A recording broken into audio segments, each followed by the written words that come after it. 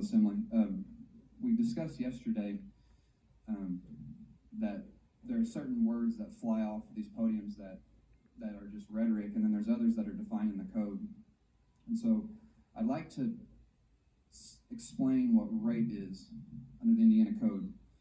Indiana Code 35-42-4-1.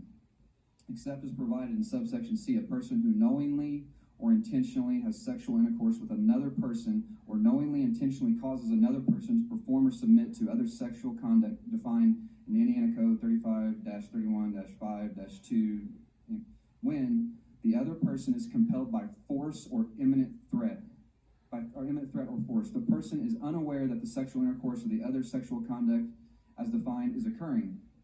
The other person is so mentally disabled or deficient that consent to sexual intercourse or sexual conduct cannot be given, commits a level 3 felony.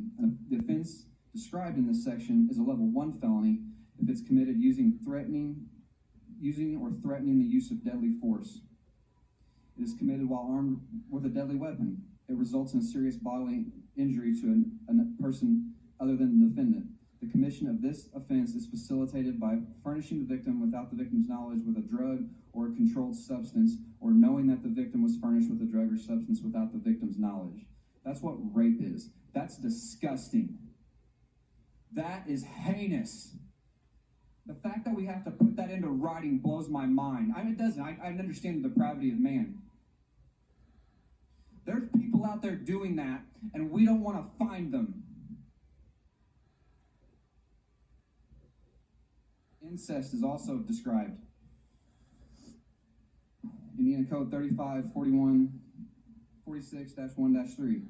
A person 18 years of age or older who engages in sexual intercourse or other sexual conduct with another person when the person knows that the other person is related to the person biologically as a parent, child, grandparent, grandchild, sibling, aunt, uncle, niece, or nephew commits incest, a level 5 felony. However, it's a level 4 felony if the person is less than 16 years of age. That's heinous. This bill is supposed to be about protecting people, right? And we talk about people that are committing these things that we've talked about, that we've defined in the code. And we're getting together saying, if they can have this procedure, society's going to be better. While these monsters are still walking around with nobody looking for them.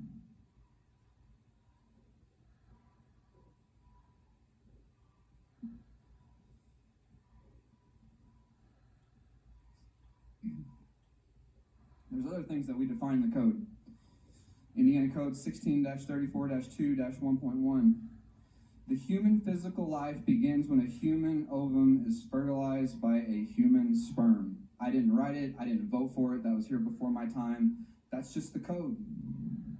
Don't shoot the messenger.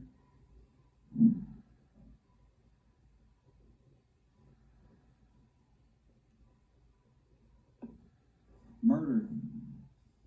Not a definition from some God or from the Almighty or from anybody's belief, because that's not what we're here for. I'm not in your house of worship. You're not in mine. We're not talking about that. We're in the Indiana General Assembly. We make legislation. We make laws.